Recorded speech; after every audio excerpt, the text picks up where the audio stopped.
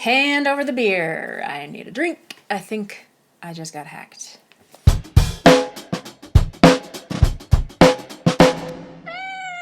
I was suspicious, and then I wasn't. Let's talk about this. I got an email inviting me to be a paid guest on a podcast of a comedian who has 1.5 million followers. I mean, he's been doing it for 20 years. His name is Tony Baker. It was an email from TonyBakerBooking@gmail.com, which is like, But some people, some don't people spring do for the whatever. That. It was well spelled, well communicated. I was suspicious at first, and I was like, paid guest. For me as an artist, like, I'm not doing anything as an artist. It's not like I bring a ton of whatever, and I and it's rare in the podcasting world. I mean, obviously we pay our guests an arm. Yeah. But so if you want to make bank, if you want to really make some money, come be on our podcast. Yeah. Anyway, a couple emails exchanged, and I checked out Tony Baker, listened to some of his podcasts, and I was like, this might be real. Right. And so I went ahead and scheduled. They wanted to do a Zoom technical test or Zoom setup or something before the event. I had asked, why is he doing this podcast on Facebook when everything else he does is on the standard podcast channels? And they said, well, it's because there's this thing called live events on Facebook, which you can monetize, and you can't monetize the other podcasts in the same way, and he wants to do this new thing, blah, blah, blah. It was this explanation. So I was like, okay, I'll take the next step. I'm not going to give anybody my bank account number or anything like that, but... You would think that would be the... My big worry was, like, not worry, but, like, where I was going to draw the line was, like, if they ask for my account number so they can send me money, that's a big no. Right. If they want to PayPal me, fine. If they want to Venmo me, fine. Sure, those are safe. Yeah. So, anyway, we had this set up this morning, and the guy was explaining on this screen share, like, the reason they're interested in me is because I have a verified check mark next to my band name, but we just need to set up some other things. We went deep into this business setup side on Facebook, like on Meta Business Manager, that I don't know how this stuff all hangs together anymore. There's ad accounts, there's business accounts, there's pages. Some of them manage others, some of them manage each other. I don't even know how it works. Yeah. So the guy was like, well, in order for us to share the event and to take advantage of the verified check mark that's on your account, right, which is why we're interested in you, we need to make these changes and, add our host to your account so we can co-host this event, was basically the message. And I was like, okay. I'm like, okay. I just went to it. It was all fast. It was like, click here. And that, I should have just taken a second. I don't know. Anyway, so I was like, okay, that's all set up, blah, blah, blah. Then I was sitting on my computer learning some new songs on bass tonight, and I saw a notification come in from Facebook that some unrecognizable, probably Vietnamese name had just joined my business account. And I was like, no, I've been hacked. Oh, I should have known it. So I went in and I poked around. I could not remove, there were like 3 new people added to my brand new business account that was created today. Yeah, which luckily it was a brand new thing that... Yeah, and I took all of my payment methods out of Facebook. Yeah. A couple years ago. Right.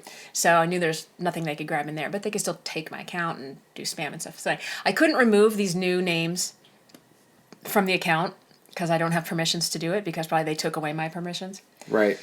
But somehow I was able to disassociate that business account from all of my pages. So at least I think I was. So it seems likely you've at least contained the issue. I think I have. Yeah. I think I have. Not totally sure. Right. Really hope I have. So we're going to make this a little bit of a shorter podcast so I can get back and start poking around. Yeah, well, we were just talking to your mom about... I know, about don't get scammed, Mom. This one was a complex one. With a lot of time invested. That's usually where you can tell, obviously most people aren't going to fall for it.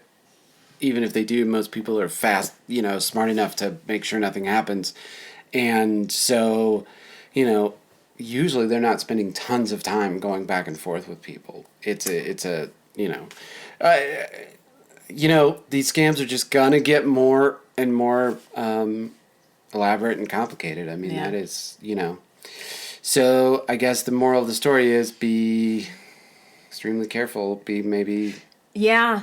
Yeah. I mean, it's hard to know how suspicious to be in such a globally connected world.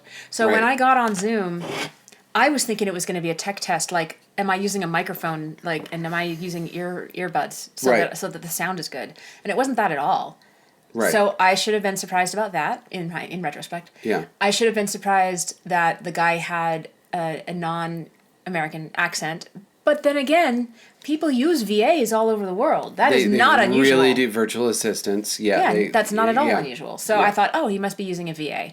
Right. Or he hired an Indian dude. I mean, fine, but Yeah. it all comes clear in retrospect, doesn't it? It's in hindsight. Yeah, I mean, basically, you just have to not. I mean, who knows? Sometimes you have to take risks. I mean, you absolutely. The thing is, yeah. if you're going to engage with other people Right. for business or profit or for whatever it is you're going to do in life, you have to have a certain level of trust to move forward in the world. Yeah, and that is very true. Yeah. Yeah, it's becoming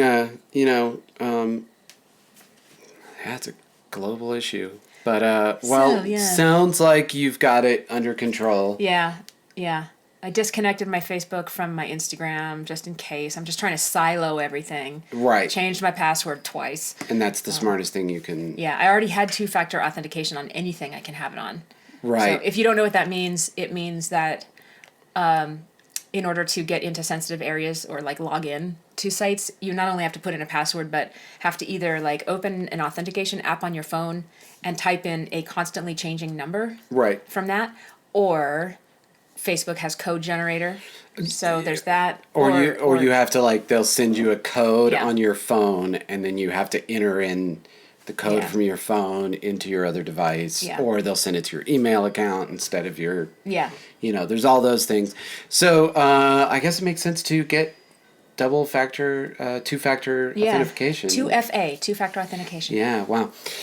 Yeah, what a okay, night. so that's not music at all, except it has to do with my band page. So if you see my band page start posting nonsense, Yeah. or you get unusual messages from Adrienne O, the band page, it's not me. We're not doing anything right now. Right.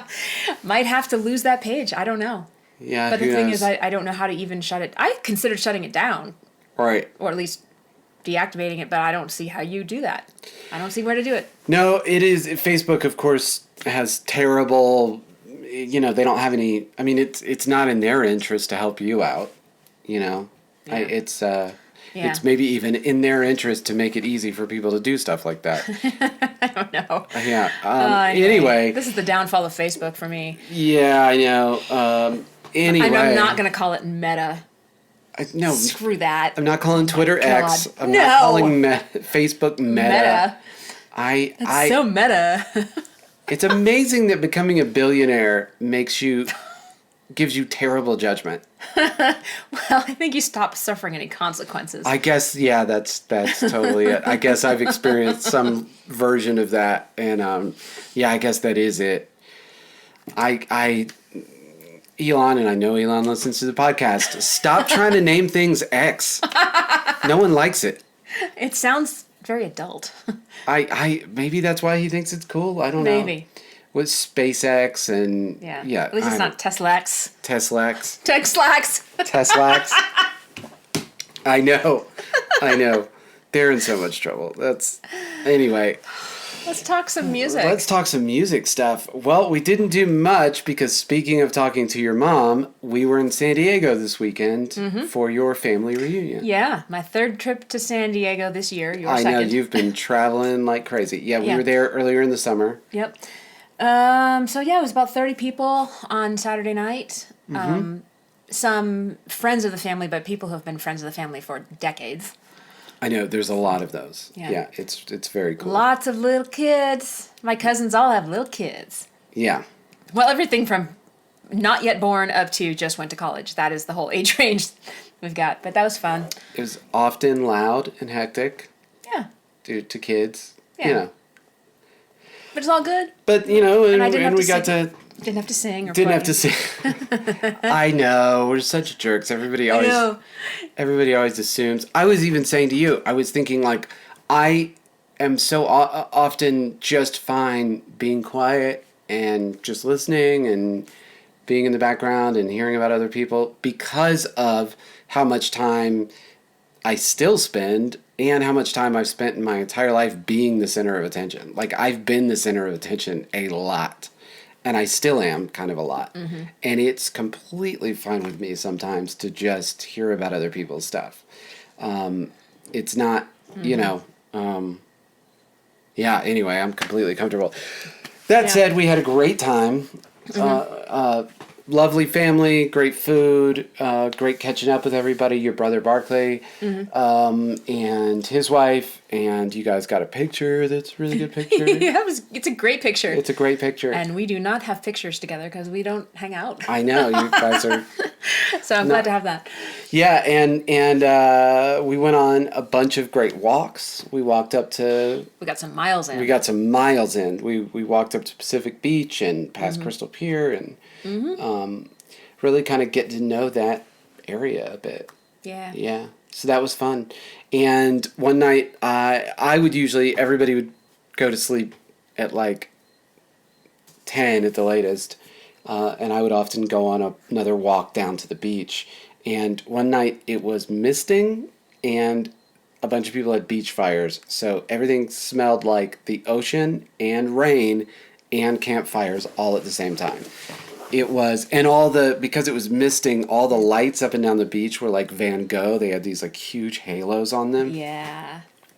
Oh, it was just gorgeous. Amazing. And I just sat on that little beach wall and just took it all in for however long. It was great. Yeah. You know? It's wonderful.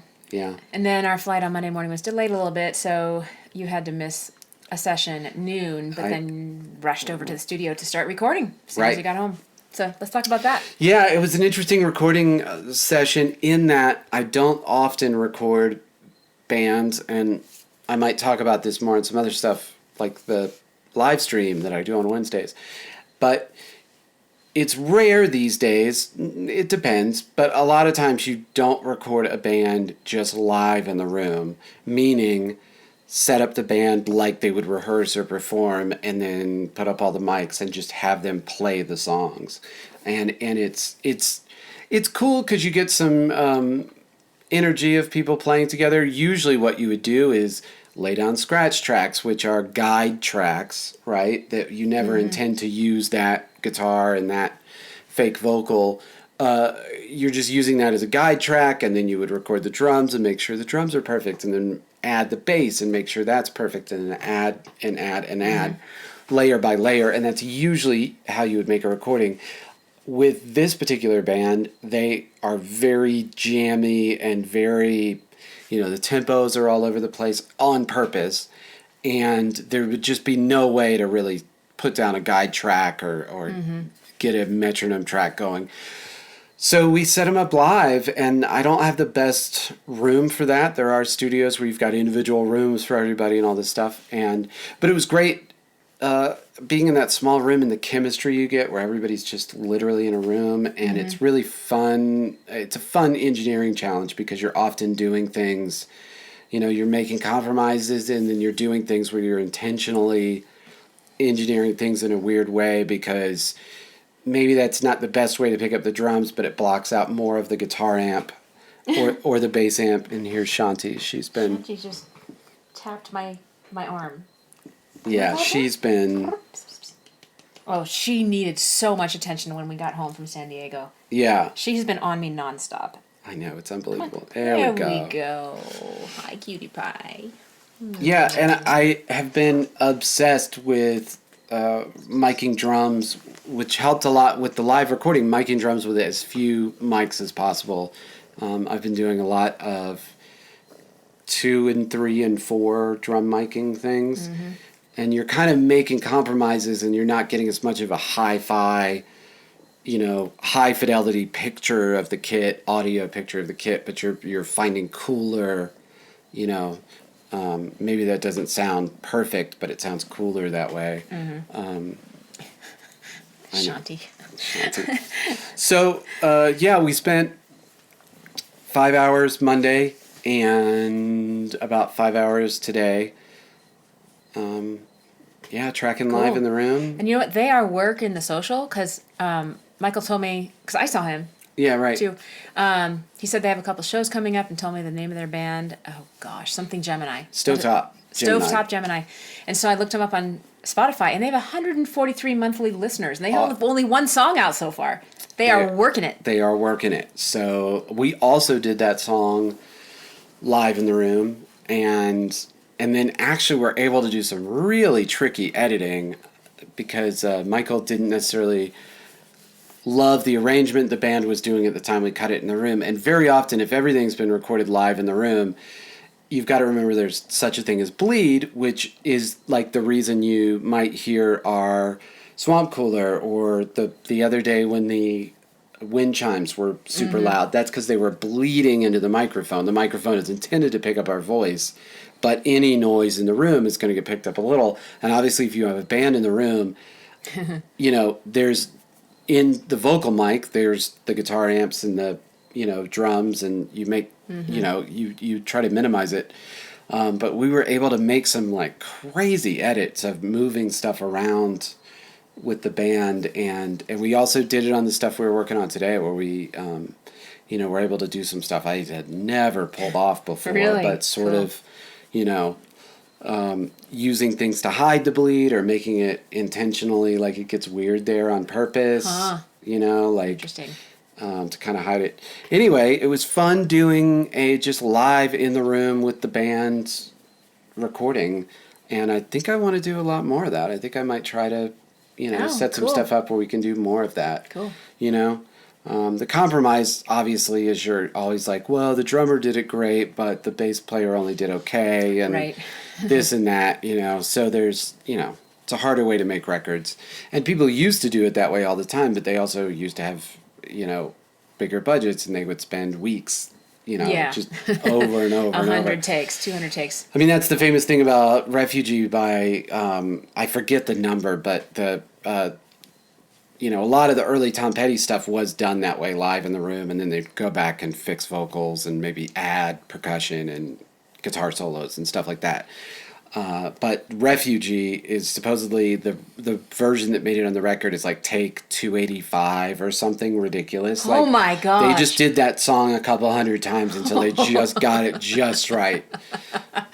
Wow, that sounds exhausting. It is exhausting. I mean, the trade-off is you don't have to spend time putting everybody under a microscope, but if you can spend 2 weeks just doing one song, you can get it pretty great.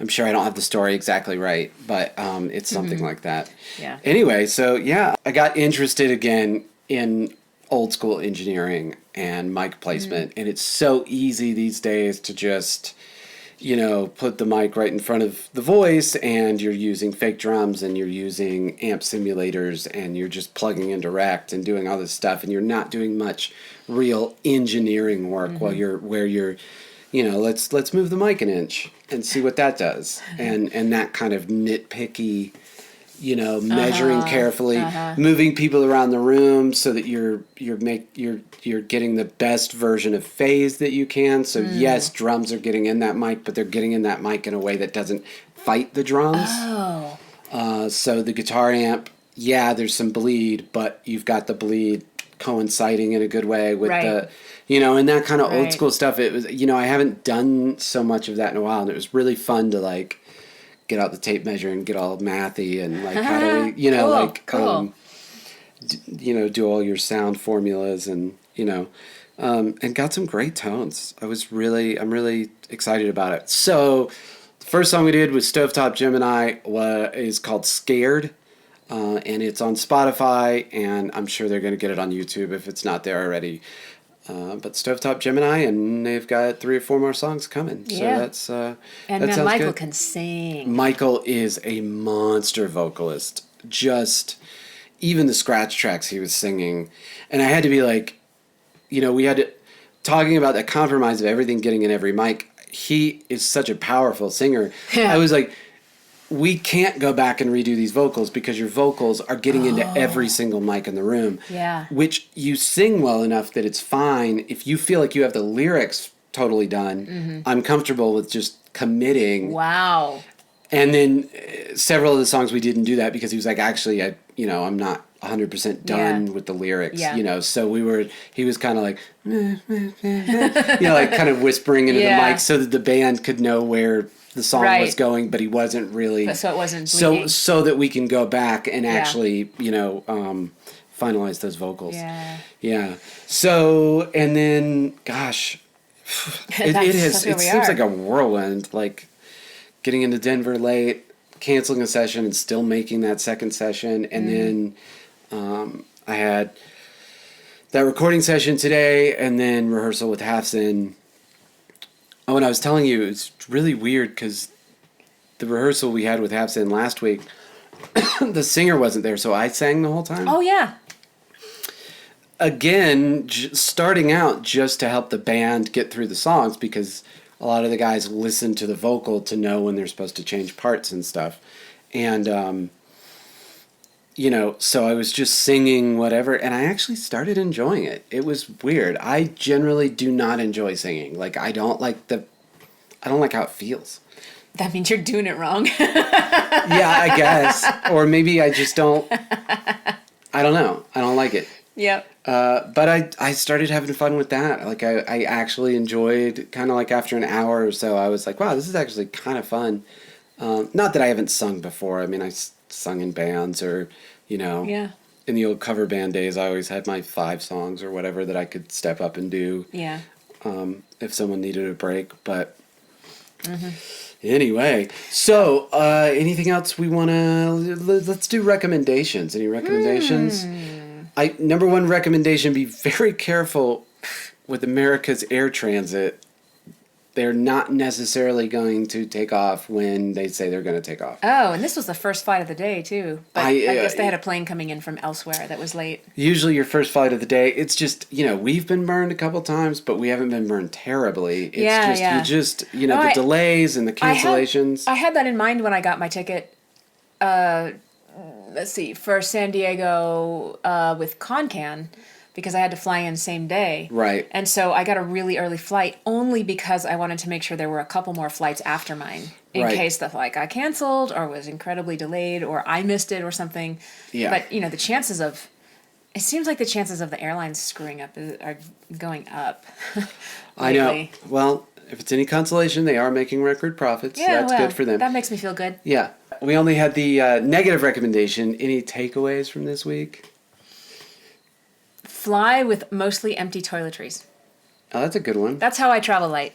So I just whenever I'm using my toothpaste and it gets down to almost empty, but not quite, and it's still got a couple weeks left in it, it goes into my travel. Goes into the travel bag. You're getting so professional. Same with all the travel. especially the containers that you can squish. Yeah. Because then I travel and I'm traveling my toiletries weigh nothing. That's my recommendation, I guess.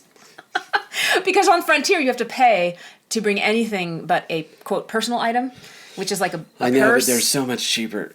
Yeah. So much cheaper. Yeah. So basically, if it can fit under the seat. So you gotta keep it. So I'm able to travel for 4 or 5 days with just that. Yeah. Anyway, I don't know. Let's cut it. I need to get back on Facebook and see if I can shut down any more So access. we're going to do it. So sponsored this week by only one sponsor, Performance High. Voice and Music Studio. And we really appreciate you guys hanging out and watching and giving Shanti a reason that we are trapped and have to pack. And if you see anything weird coming from me, especially on Facebook, it's not me. Yep. Don't click on it. Don't click on it. Okay, guys. Thank you. All right, thanks. Bye.